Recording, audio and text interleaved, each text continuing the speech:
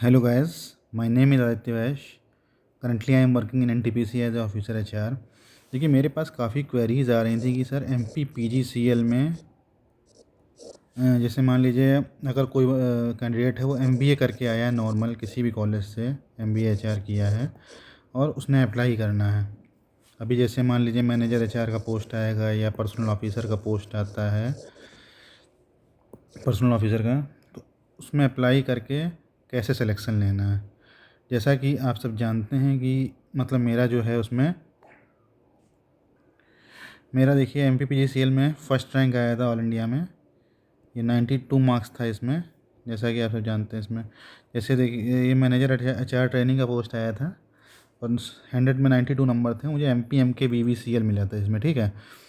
तो मैं आज थोड़ा सा स्ट्रेटजी शेयर करूँगा किस तरीके से मैंने स्टार्ट किया, किस तरीके से मैंने पढ़ा, क्योंकि मैं उस टाइम जॉब में भी था। I was working in MOIL, manganese और इंडिया लिमिटेड, और जॉब के साथ साथ मैंने स्टडी अपनी कंटिन्यू की ताकि मैं मतलब MPPCL का मुझे ये था कि जबलपुर मिलना है, तो मैं उस हिसाब से पढ़ा था। But after MOIL I have two offer letters, one from NTPC and one from MPPCL. So this is my choice that I have chosen. I was I have chosen NTPC over MPPCL. Okay, so बहुत लोग जैसे MP के होते हैं उनको MPPCL में करना है जॉब, तो उसके रिगार्डिंग आज मैं स्ट्रेटजी कुछ शेयर करूँगा। अगर आप उसको फॉलो करेंगे तो हो सकता है कि कल को बहुत जैसे वैकेंसी आएगा तो आपका सिलेक्शन उसमें हो सकता है। देखिए ये इंडिकेटिव सिलेबस है पर्सनल ऑफिसर या एचआर का, मैनेजर एचआर का भी यही सिलेबस होगा, कोई बहुत ज़्यादा उसमें डिफरेंस नहीं आएगा, ठीक है। तो इसमें जो है आपका देखिए आपका सबसे पहले तो principle and practices of management आएगा, ठीक है। तो principle and practices of management में आपका जैसे डेवलपमेंट ऑफ मैनेजमेंट थॉट्स हो गया, बिहेवियरल अप्रोच हो गया, सिस्टम्स अप्रोच हो गया, क्वान्टिटेटिव अप्रोच, ये सब आपको पूरा कोई मैनेजमेंट की बुक है कोई भी या मैं नोट्स प्रोवाइड कर दूंगा इसका भी, या पढ़ा दूंगा इसको भी धीरे धीरे, तो उससे आप कर सकते हैं। बुक आती है मान लीजिए मैनेजमेंट की किसी अच्छे ऑथर्स की, तो उस बुक को आप जो आपने MBA में पढ़ा होगा उससे आप कर लेंगे कि प्लानिंग क्या होता है, ऑर्गेनाइजिंग क्या होता है, स्टाफिंग क्या होता है। बेसिकली जब HRM पढ़ते हैं, अगर आप एच थापा से पढ़ते हैं या गैरी डेसलर से पढ़ते हैं, तो आपको ये फर्स्ट यूनिट मिल जाती है। इसकी कोई अलग से बुक आती है इसकी भी, बट आप उससे भी पढ़ सकते हैं स्वत थापा से, ठीक है। के थापा की बुक मैंने फॉलो करी थी HRM में। तो उसमें जैसे HRM में जो आपका बेसिक टॉपिक होते हैं, कंपनसेशन मैनेजमेंट हो गया, परफॉर्मेंस अप्रेजल हो गया, परफॉर्मेंस मैनेजमेंट हो गया, कैरियर वाला जो ये टॉपिक लिखा हुआ मैनेजिंग कैरियर्स हो गया, ठीक है, ट्रेनिंग डेवलपमेंट हो गया, रिक्रूटमेंट, ह्यूमन रिसोर्स प्लानिंग, ठीक है। फिर HRD में आ जाइए, HRD में ह्यूमन अकाउंटिंग बहुत इंपॉर्टेंट है आपका, human resource accounting, HR accounting. इसके अलावा आपका जैसे इसमें एक्शन ये HRD मैकेनिज्म हो गया, नॉलेज मैनेजमेंट हो गया, HRIS हो गया। देन कमिंग टू OB में देखिए जैसे आपका OB में देखिए जैसे मानिए सबसे पहले आपका OB के मॉडल्स बहुत इंपॉर्टेंट होते हैं, ठीक है। फिर पर्सनालिटी हो गया, learning, attitude, motivation, topic wise पढ़ना है इसमें आपको। OB के लिए मैंने स्टीफन रॉबिन्स की बुक चुनी क्योंकि उसमें आपको टॉपिक वाइज दिया हुआ है और लास्ट में एक ग्लॉसरी दी हुई है, तो उससे आप काफ़ी अच्छा पढ़ सकते हैं। मैं बुक का नाम मेंशन कर देता हूँ, देखिए आपको के अश्वत्थापा की बुक HRM के लिए यूज़ करनी है, OB के लिए यूज़ करनी है स्टीफन रॉबिन्स, या एक आती है हिमालय पब्लिकेशन की बुक आती है, हिमालय की आती है, अरिहंत की आती है, पर देखिएगा OB की, उसमें भी काफ़ी अच्छा दिया हुआ है। अब मुझे पब्लिकेशन नहीं आया था, शायद अरिहंत की है मेरे ख्याल से, बस वो चेक कर लीजिएगा। फिर आता है IR के लिए आपको PRN सिन्हा की बुक आती है, इसको बाइबल ऑफ IR भी बोलते हैं, मतलब भगवत गीता बोल सकते हैं, क्योंकि उसमें एक एक चीज़ दी हुई है आपको, स्टार्टिंग से लेके ट्रेड यूनियन से लेके आखिरी में एक्ट वगैरह भी दिए हुए हैं। बट अब तो मान लीजिए कोर्स आएंगे, लेकिन अभी इसमें एग्ज़ाम में किसी एग्ज़ाम में कोर्स नहीं आ रहा है, बिकॉज अभी रूल्स आ रहे हैं काफ़ी जगह, मतलब स्टेट में आने बाकी हैं, तो कोर्स ठीक से इम्प्लीमेंट नहीं हुआ है।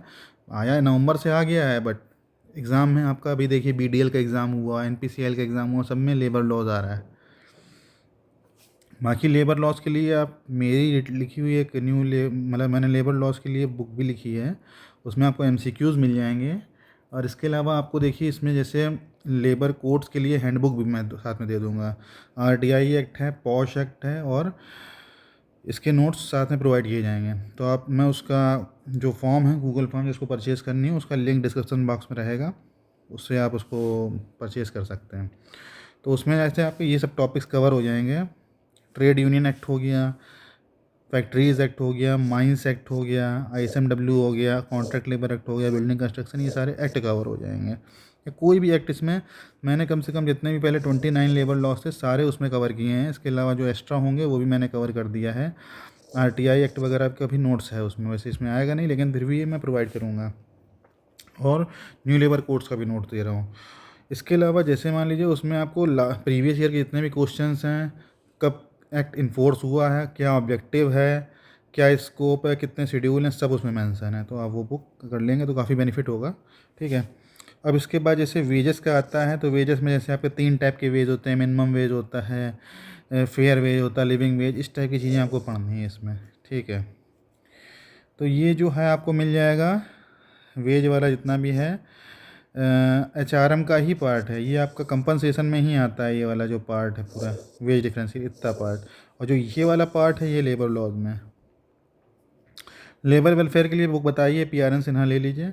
लेबर मार्केट आप जो है यूट्यूब में टॉपिक डालिए और अगर इकोनॉमिक्स का ही पार्ट है labour market, demand supply of labour nature, कोई बहुत बड़ा इसमें दिक्कत नहीं है। यूट्यूब से आप एक पूरा जैसे मान लीजिए कोई भी चैनल में किसी भी एजुकेटर ने अगर पढ़ाया हो, एक बार में आप 5-6 वीडियोस को देख लेंगे, समझ में आ जाएगा लेबर मार्केट क्या है।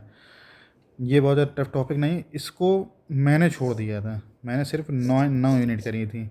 Still I got 92 marks. Because अगर किसी ने इकोनॉमिक्स पढ़ी हुई है तो उसको पता है कि ओलिगोपोली मार्केट क्या है, डिओपोली क्या है, डिमांड सप्लाई थोड़ा बहुत इतना रहता है एमबीए के स्टूडेंट्स में, तो कर सकते हैं। ठीक है। तो ये हो गया आपका सिलेबस। अब इसके बाद ये आपका 75 मार्क्स का है।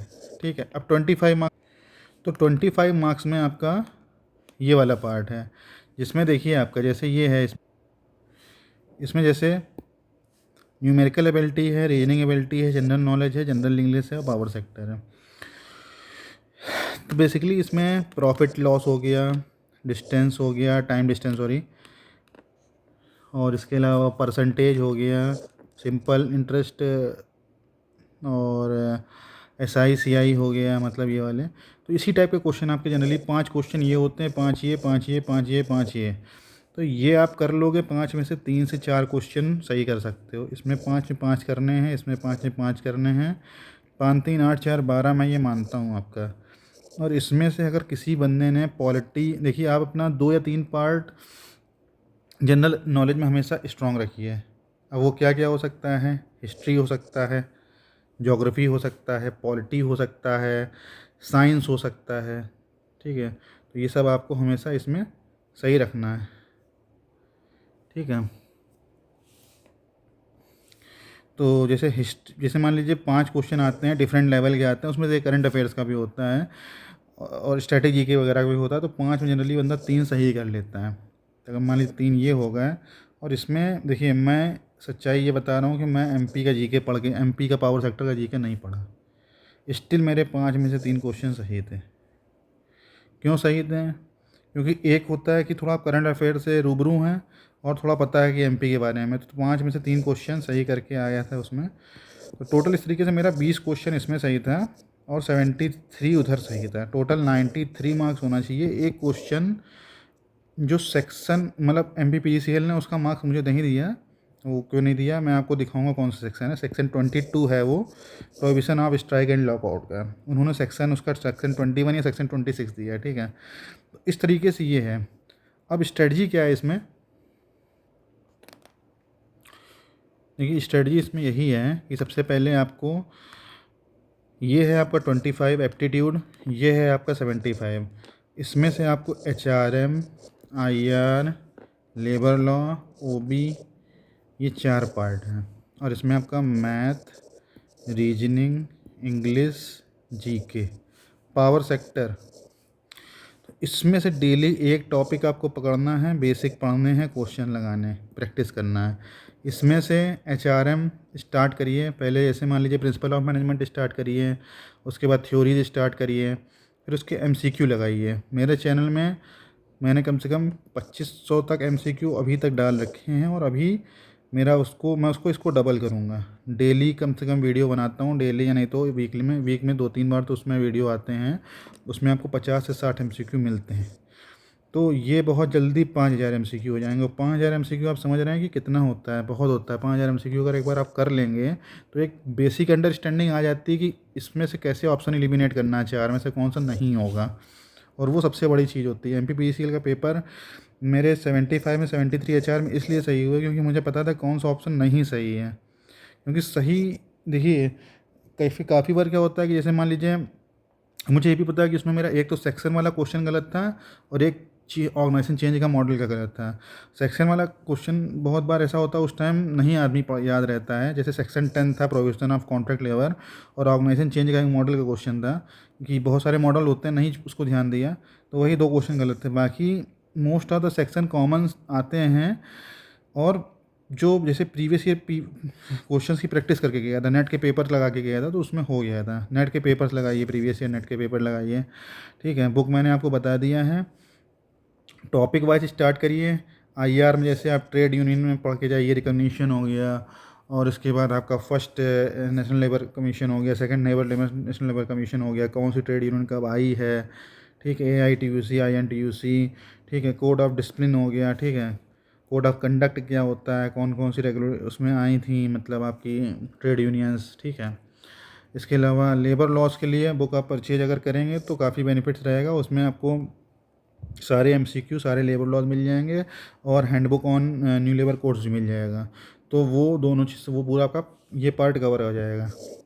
और OB के लिए स्टीफन रॉबिन्स की बुक है, और साथ में मैं नोट्स OB के मेरे टेलीग्राम चैनल में मैंने काफ़ी दे रखे हैं। 2500 MCQ का एक PDF दिया हुआ है, और साथ में HRM और OB की एक बुक तैयार कर रहा हूँ। तो बट उसको तैयार होने में हो सकता है थोड़ा टाइम लग जाए, इसलिए मैं यही कहूँगा कि आप बुक से प्रिपरेशन करना शुरू करें।